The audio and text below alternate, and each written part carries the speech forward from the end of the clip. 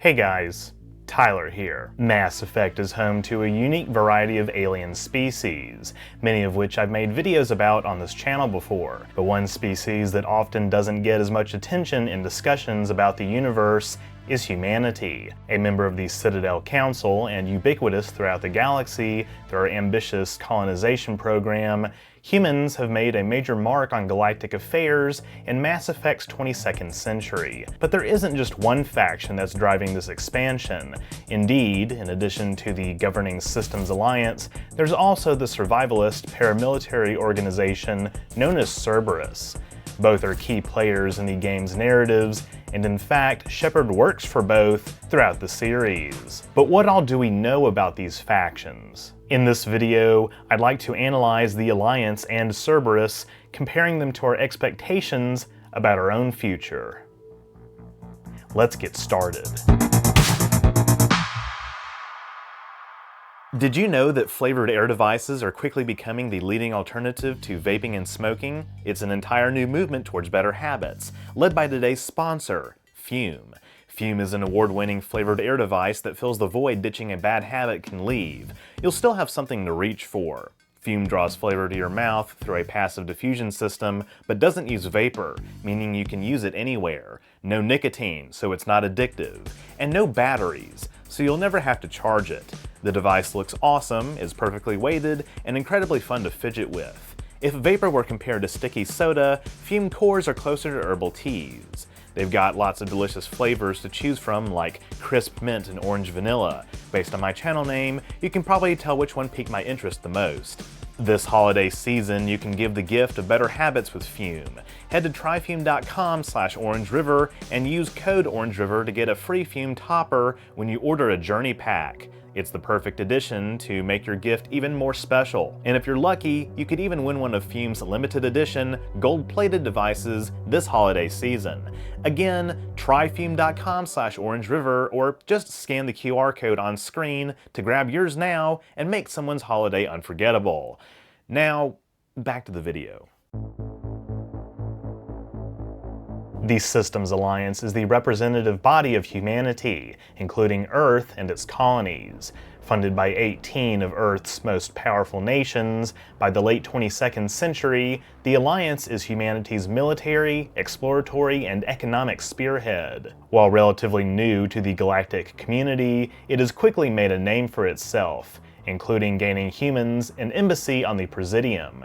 The Alliance is governed by a parliament based at Arcturus Station, which also serves as the Alliance's capital. The Alliance's origins began with one of, if not the most important discoveries in human history. In 2148, while investigating the Bermuda Triangle-like reputation of Mars's South Pole, a mining team unearthed ruins of an ancient alien research station, proving humanity was not alone in the universe. We eventually find out that the station belonged to the Protheans, who also observed other Citadel races in their infancy. In any event, news of this discovery profoundly affected all areas of human culture, especially religion. Some established doctrines struggled to explain extraterrestrial life, while others zealously proclaimed that the discovery proved ancient aliens intervened in human history. The discovery also prompted questions not only about humans' place in the universe, but whether these aliens were still out there. The latter question we get the answer to in Mass Effect 2 and 3, with the introduction of the Collectors and the character Javik. But despite the deep religious conflicts over the discovery, it had a unifying effect on politics. Nations no longer fought each other over their differences, instead coming together to lay the foundations for humans' path to the stars. This is a relatively common theme, perhaps even a trope, if you will, in sci-fi. The confirmation of extraterrestrial intelligence discouraging intrahuman conflict and forging a united front against more powerful forces in the galaxy, such as in Star Trek, Independence Day, and the ending of Arrival. In Mass Effect, an early target of our new prejudice is the Turian race, but that doesn't come for another few years. Beforehand, 2149 saw the discovery of the Sol System's mass relay, orbiting Pluto under what had previously been believed to be a moon, Charon. If you look at Charon, it does kind of look like it's hiding something. Anyway, the mass relay technology helped propel the system's alliance to other star systems throughout the Milky Way. In 2157, after nearly a decade of interstellar expansion, humanity had first contact with another extant alien civilization. Much like the discovery of the Prothean ruins, so too did this encounter change everything. After accidentally activating a dormant mass relay the Citadel Council had deemed off-limits, the human colony of Shanxi was discovered and invaded by the Turian hierarchy. The Alliance fought back in a conflict that came to be known as the First Contact War. Relatively short and bloodless, lasting only 3 months and costing just over 1,200 lives on both sides combined, the war was ended after the Council intervened to negotiate a peace.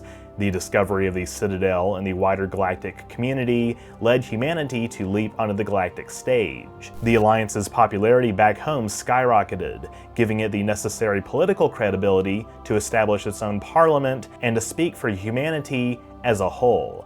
But of course, despite further expansion and being granted an embassy on the Citadel, humanity is still not taken seriously by members of the Council. Ah yes, Reapers! Much like the Vulcans' attitudes towards us in Star Trek Enterprise, they think we're expanding too fast and are too immature for galactic politics. Until we're granted a seat on the Citadel Council at the end of the first Mass Effect, humans are treated much in the same way as the Volus, Hanar, Elcor, or the Drell. Tolerated, but not exactly respected.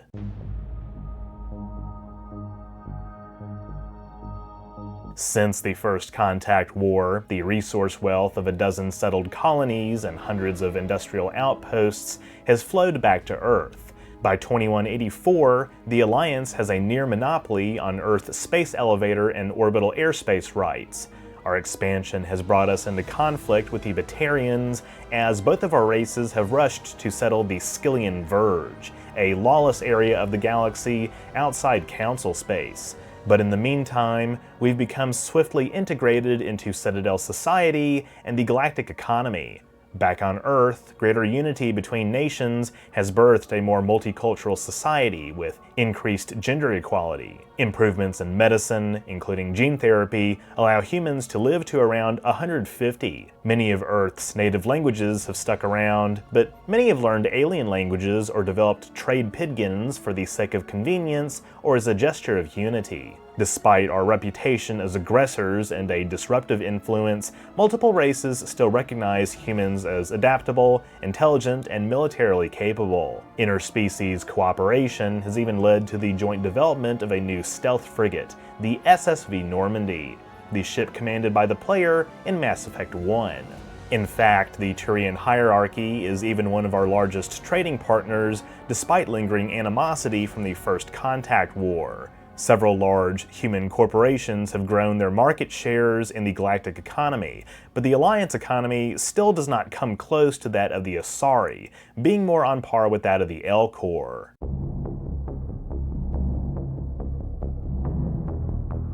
The Alliance military is considered by other races to be a sleeping giant, as only 3% of humans volunteer for military service.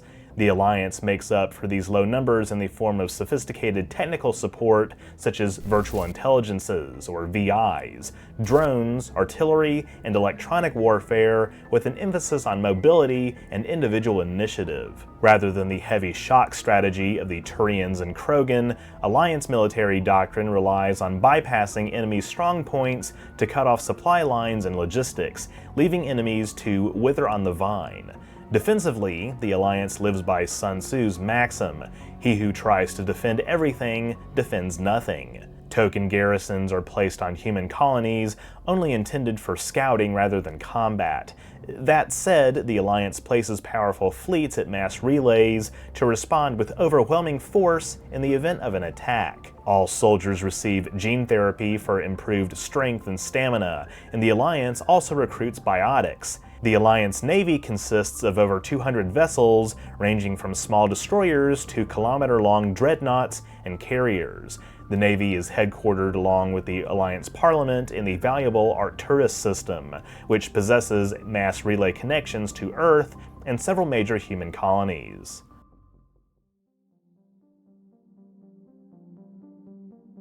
Speaking of colonies, Mass Effect goes into great detail with its codex entries on alien worlds, establishing scientific properties like orbital and rotational period, mass, radius, temperature, atmospheric pressure, and gravity, among others. These codex entries provide a wealth of information about the variety of locations in Mass Effect's Milky Way, and this extra background helps make the universe feel more lived in.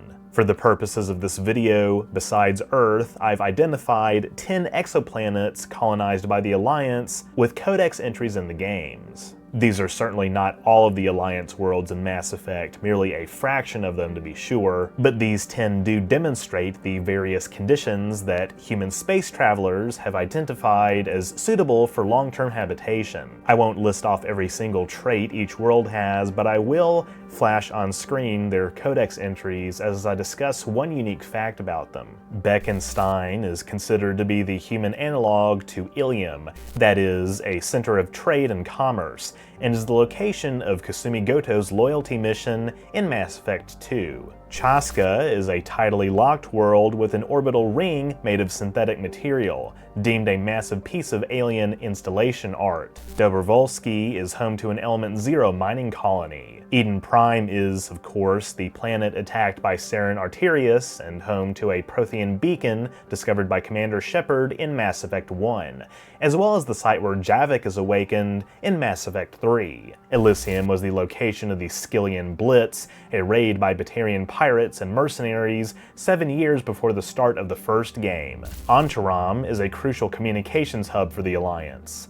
Terra Nova is the most populous human colony and is home to a lucrative platinum mining industry. Therum is home to many Prothean ruins and is, of course, where the player first finds Dr. Liara Tassoni in ME1 as she is trapped in a stasis field. Tyr is home to key hydrogen fuel cell mining, refining, and manufacturing industries. And Watson is known for its spectacular tides brought on by its large moon, Franklin, as well as its diverse fauna.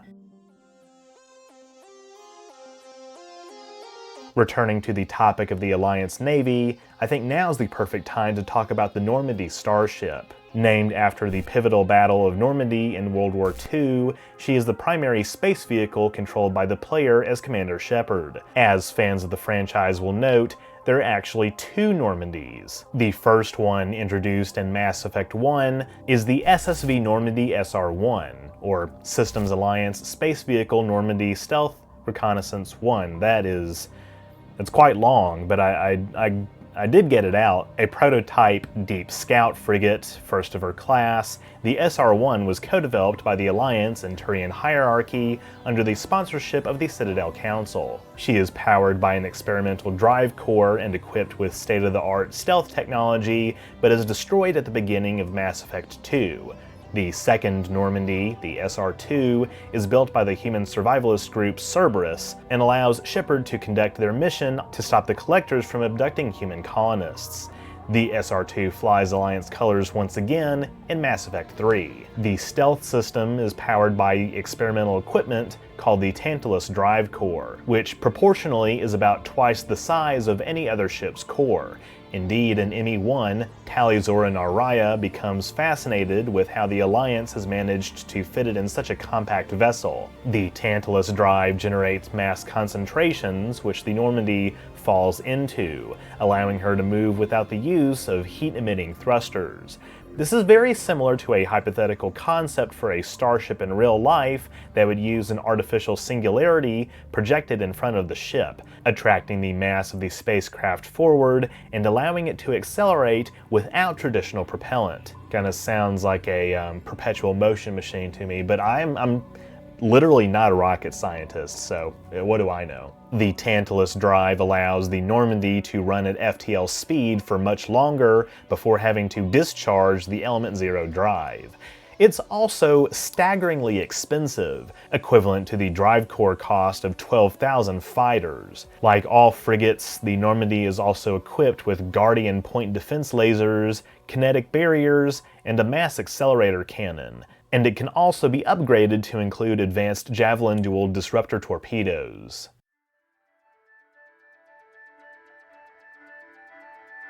As mentioned earlier, Cerberus is a human survivalist paramilitary group in Mass Effect led by an enigmatic figure called the Illusive Man. Cerberus's core belief is that humanity deserves a greater role in the galactic community, and that the Alliance is too politically hamstrung to effectively stand up to the other Citadel races. Cerberus supports an ends justify the means approach to advancing humanity's ascension, which often entails illegal and dangerous experimentation, terrorism, sabotage, and assassination.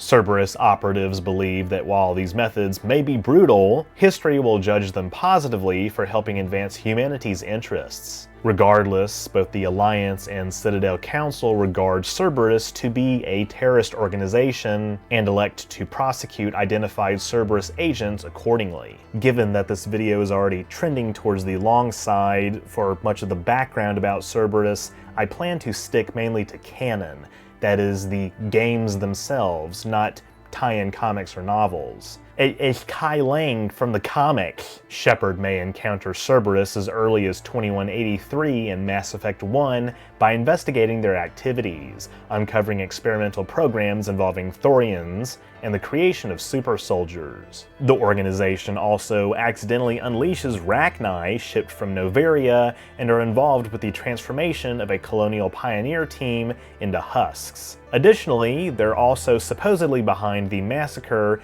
at Akuz, a pivotal event players can make part of their Shepard's backstory during character creation. Cerberus is much more prominently featured in Mass Effect 2, in which the organization has recovered Shepard's body following an attack that destroys the Normandy SR-1. The Illusive Man commissions the Lazarus Project, led by Miranda Lawson, aka Mommy, which revives Shepard from the dead. The project lasts for 2 years and costs over 4 billion credits, enough to build an entire army. The Illusive Man insists Shepard not be implanted with any form of mind control so as to not alter Shepard's personality. A separate Cerberus cell is given resources to build a more advanced version of the Normandy, the SR-2, and in fact, we find out it was actually Cerberus who pushed the Alliance to co-develop the SR-1 with the Turians so humans could observe Turian technology and warship design practices. Shepard is given command of the SR-2 as well as authority over the surviving members of the Lazarus Project. The commander is able to assemble an eclectic group of highly skilled individuals to take down the Collectors, who are abducting human colonists in the Terminus systems. Upon successfully completing this mission, Cerberus's popularity reaches a high point, and it earns a reputation of being a highly competent vigilante organization that protects humanity from alien threats, making the Alliance and Citadel Council look weak and indecisive.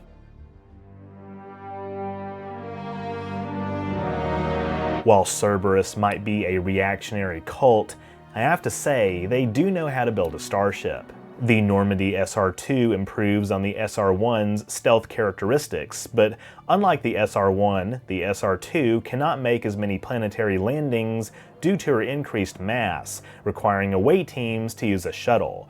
ME2 also introduces the ship's new artificial intelligence, EDI, as well as a number of other upgrades, including the Thanix cannon, essentially a powerful particle beam, and a blade of armor to protect against directed energy weapons that the force field-like kinetic barriers cannot impede.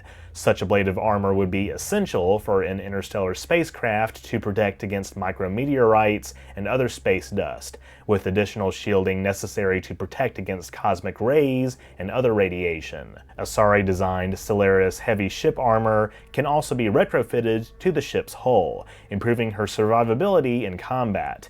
It is capable of resisting even the tremendous heat and kinetic energy of starship weapons, and is unsurpassed in strength due to its material structure. Carbon nanotube sheets, woven with diamond, crushed by Mass Effect fields into super dense layers capable of withstanding extreme temperatures. the pressure compensating for Diamond's brittleness. The composition of the Solaris armor, as well as the traditional kinetic barriers themselves, is very similar to my theory about how Star Trek's deflector shields work. Link to that video is in the description. And you've heard it here first, folks, despite what a hypothetical disgruntled ex-script editor of mine might say, that video is pretty damn good. As far as propulsion and power, the SR-2's main thrust involves antiprotons with both aft and forward exhausts. They are injected into a reaction chamber filled with hydrogen, the resulting matter-antimatter annihilation providing unmatched motive power. Antiproton drive's exhaust is measured in millions of degrees Celsius, with any vessel caught behind them melting like wax in a blowtorch. The Normandy's electrical systems are powered by an onboard nuclear fusion plant, with hydrogen fuel cells providing auxiliary power in case the main reactor is shut down. And she is also equipped with a modular probe bay and advanced mineral scanner, the probes and scanners being core game mechanics of Mass Effect 2 and 3. In 2165, human starships are known to be capable of traveling at least 50 times the speed of light, or approximately 0.14 light years in a 24-hour period. This is about 100 times slower than the speeds Citadel starships are capable of traveling, which itself is half the speed that the Reapers are believed to be capable of traveling. As a result, humans and even the more advanced Citadel races rarely travel far from mass relays, combined with the fact that they need to discharge their drive cores. Thus, colonized space only accounts for less than 1% of the known stars in the Milky Way.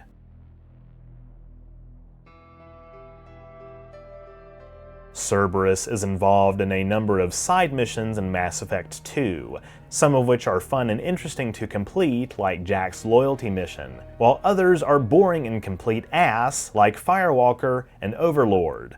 But by the time of Mass Effect 3, the organization has undergone a dramatic transformation.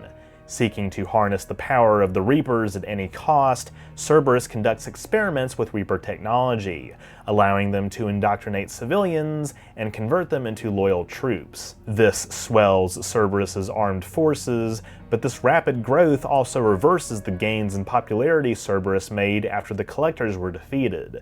At the start of the game, Cerberus invades a research facility on Mars to obtain data about a Prothean superweapon called the Crucible, which the Illusive Man believes can help humanity control the Reapers. Cerberus opposes Shepard's attempts to forge an alliance between the Krogan and Turians by curing the genophage. They also attempt a coup against the Citadel Council with the assistance of Donald Udina. Cerberus finally gets a W when they triumph over Shepard and company during the Reaper invasion of Thessia, stealing a Prothean VI with information vital to completing the Crucible. After uncovering the location of Cerberus headquarters, Shepard has a final confrontation with the Illusive Man that ends in his death, and the death of Cerberus along with him.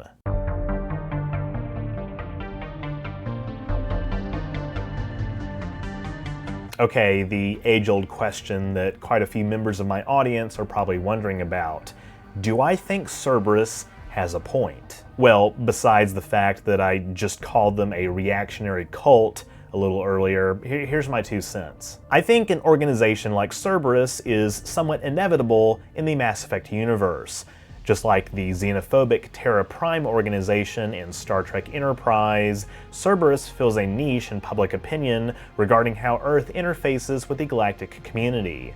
Throughout the history of our species, there have been those who have sought to integrate their societies with the outside world, and those who prefer isolation or domination. The trend of globalization in our modern age has sparked controversy, both on the left and right, with how we balance domestic economic concerns with the reality that, if we are to survive, we do need to become a global species. I think if we were to encounter a galactic federation of sorts, these kinds of issues, Earth first and stuff like that, would be on the forefront of public consciousness. But even Cerberus would admit that their methods can be ruthless. It's one thing to have a planetary defense force, that's what the Alliance military is, but performing experiments on human and alien subjects, There's a reason we have scientific ethics. And clearly, by the time of Mass Effect 3, the Illusive Man's delusions of grandeur are the result of Reaper indoctrination.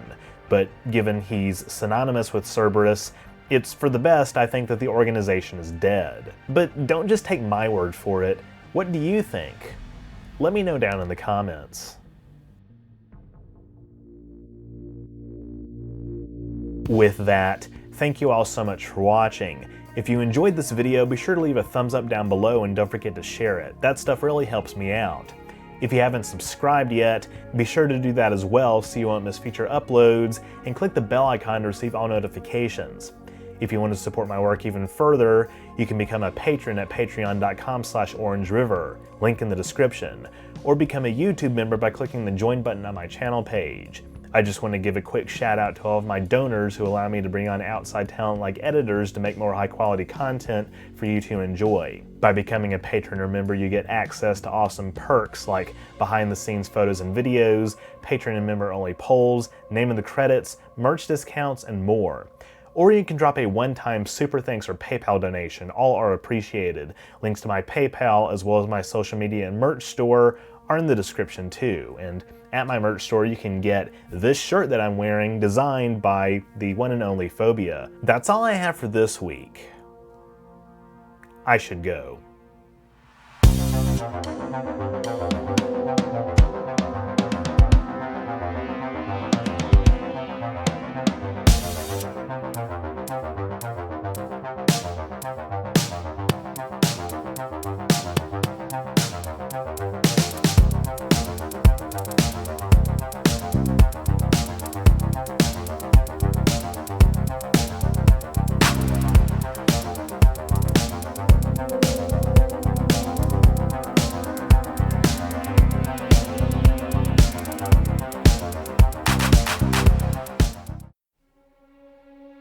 Captain's Log, Stardate 81001.35. We are minutes away from the launch of the vessel of which I've been assigned command, the USS Endurance. Captain on the bridge. Take us out, Ensign Makara. Captain, we're getting a hail from Starfleet HQ. The colony at Garani is experiencing severe tectonic instability. By the prophets! Sir, more incoming vessels dropping out of warp near our position. They're Tholians. Evasive maneuvers. Sir, the anomaly is growing at an accelerating rate. I've got wounded coming in already! Joshi to bridge. Impulse engines are showing major mechanical stress. ¿Qué demonios? You don't believe in fate. Lieutenant Hugon, I'm putting you in charge of handling incoming refugees. I can do it, sir. My people slew our gods centuries ago. Let's hope hers are with us today.